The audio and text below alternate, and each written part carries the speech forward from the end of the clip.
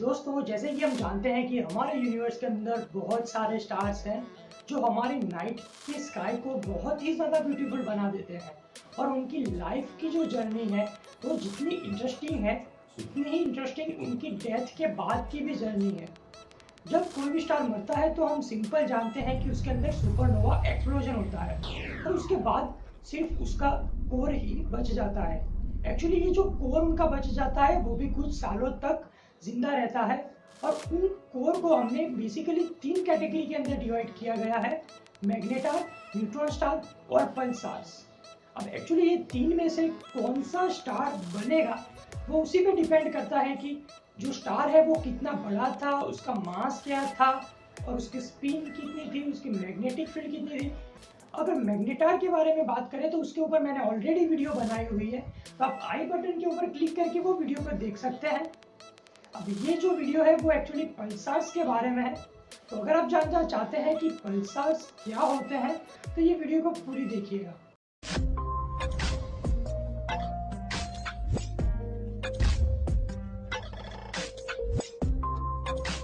तो दोस्तों, जैसे कि मैंने आपको बताया कि मैग्नेटार, पल्सार और न्यूट्रॉन स्टार में से कौन सा स्टार बनेगा वो डिपेंड करता है कि कौन से स्टार के अंदर सुपरनोवा की वजह से ये स्टार बने हैं। तो इसी तरह से पल्सार को बनाने के लिए हमारे सन से कम 8 से 20 गुना तक ज्यादा मास वाला स्टार के अंदर सुपरनोवा होगा, तब ये पल्सार्स बनते हैं। और ये पल्सार्स का जो मास होता है वो हमारे सूर्य से फिर भी 3 गुना तक ज्यादा होता है और उनका डायमीटर तो सिर्फ और सिर्फ 25 किलोमीटर होता है। इसका मतलब आप समझ सकते हैं कि पल्सार के पास जो मास होता है वो हमारे सूर्य से 3 गुना तक ज्यादा, तो उनका साइज सिर्फ हमारे एक सिटी के जितना होता है। तो इस वजह से ये काफी ज्यादा डेंस होते हैं। तो दोस्तों, पल्सार्स के अंदर सबसे इंपॉर्टेंट चीज होती है उनकी रोटेशनल स्पीड। हम जानते हैं कि हमारी अर्थ जो है वो एक रोटेशन कंप्लीट करने में 24 घंटे लेती है, लेकिन ये पल्सार्स जो है उनकी रोटेशनल स्पीड काफी ज्यादा होने की वजह से वो एक रोटेशन कंप्लीट करने में 1 सेकंड ही लेते हैं और कई बार तो वो 1 मिली सेकंड के अंदर ही एक रोटेशन कंप्लीट कर देते हैं। इसकी एक्चुअली वजह है कंजर्वेशन ऑफ एंगुलर मोमेंटम। इसको समझने के लिए हम एक एग्जांपल लेंगे, जैसे कि अगर कोई डांसर है और वो अपने हाथ फैला के स्पिन कर रहा हो और स्पिन करते ही अगर अपने हाथ वो सिकोड़ देगा तो उसकी स्पिन बहुत ही ज्यादा बढ़ जाएगी। तो एंगुलर मोमेंटम का कंजर्वेशन होने की वजह से उनकी स्पिन काफी ज्यादा बढ़ जाती है। तो इस तरह से जो ओरिजिनल स्टार होते हैं उनकी रोटेशनल स्पीड तो कम ही होती है क्योंकि उनका जो डायमीटर होता है वो बहुत ही बड़ा होता है। लेकिन जब उनके अंदर सुपरनोवा होता है और ये पल्सार्स बनते हैं तब पल्सार्स का डायमीटर काफी कम होने की वजह से उनकी जो स्पिन है वो बहुत ही ज्यादा बढ़ जाती है और इसी वजह से पल्सार्स जो है वो 1 सेकंड में 1000 रोटेशन तक घूम सकते हैं। दोस्तों, जैसे कि हम जानते हैं कि सभी स्टार्स के पास मैग्नेटिक फील्ड होती है और जब ये स्टार मर जाते हैं और पल्सार्स बनते हैं तो उन पल्सार्स के पास भी उन्हीं ओरिजिनल स्टार्स की मैग्नेटिक फील्ड होती है।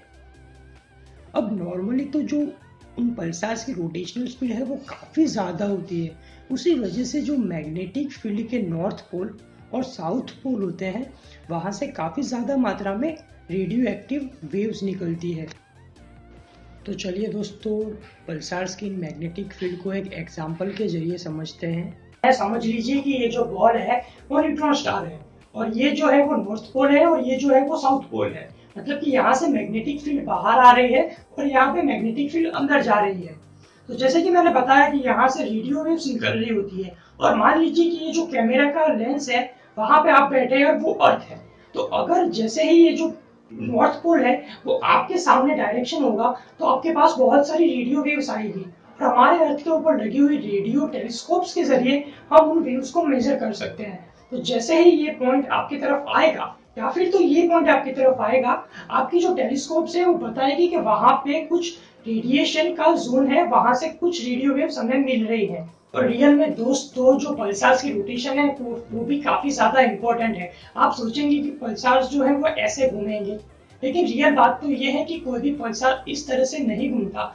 एक्चुअली जो सारे के सारे पल्सार्स होते हैं वो थोड़े से इस तरह से घूमते हैं। मतलब कि जो घूमने की एक्सिस होती है वो ये वाली होती है और जो मैग्नेटिक फील्ड की एक्सिस होती है वो ये वाली होती है। मतलब कि रोटेशनल फील्ड की एक्सिस और मैग्नेटिक फील्ड की एक्सिस एक दूसरे के साथ कुछ एंगल बनाती है। तो वो जब इस तरह से घूमते हैं तो एक बहुत ही अच्छी बात हमें मालूम पड़ती है कि ये जो मैग्नेटिक फील्ड का जो ये डायरेक्शन है वो एक बार आपकी तरफ आती है और फिर वापस से चली जाती है। और ये जब वापस से घूम के आपकी तरफ आती है तब आपको वापस से रेडियो वेव के सिग्नल मिलते हैं। जैसे कि अब आपको रेडियो वेव का सिग्नल मिलेगा, अब नहीं मिलेगा, और अब वापस से आपको रेडियो वेव का सिग्नल मिलेगा। इस तरह से हमें क्या पता चलता है कि जब जब ये जो पॉइंट है वो अर्थ की तरफ आएगा तभी हमें रेडियो वेव्स का सिग्नल मिलेगा। क्योंकि इन पल्सार्स की जो रोटेशनल स्पीड है वो बहुत ही ज्यादा है, इस वजह से हमको एक सेकंड के अंदर ज्यादा से ज्यादा 1000 रेडियो वेव के सिग्नल्स तक मिलेंगे। इम्पोर्टेंट बात तो ये भी है कि ये जो पल्सार्स होते हैं वो दूसरे स्टार की तरह लाइट एमिट नहीं करते, इस वजह से हम उनको आंखों से तो देख नहीं सकते। इसलिए हमें रेडियो वेव्स का ही यूज करना पड़ता है। और जब भी हम रेडियो वेव्स के से उनको देखते हैं तब हमें उनके अंदर से रेडियो वेव के फ्लैश मिलते हैं जो एक सेकंड के अंदर 1000 बार फ्लैश होते हैं। तो इस तरह से हमें लगता है कि पल्सार्स के अंदर रेडियो वेव्स की पल्स जो है वो कंटिन्यूअसली आ रही है, इसी वजह से हम उनको पल्सार्स कहते हैं। और दोस्तों ये जो पल्सार्स हैं वो रेडियो टेलीस्कोप की मदद से जब हम देखते हैं तो हमें कैसे दिखते हैं, तो आप स्क्रीन के ऊपर वीडियो ये देख सकते हैं।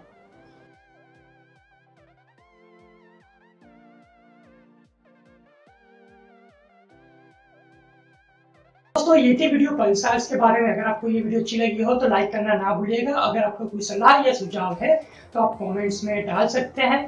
और अगर आपके पास कोई टॉपिक है जो यूनिवर्स से रिलेटेड है और आप उसके बारे में जानना चाहते हैं तो कमेंट्स में आप नेक्स्ट वीडियो का सजेशन भी डाल सकते हैं।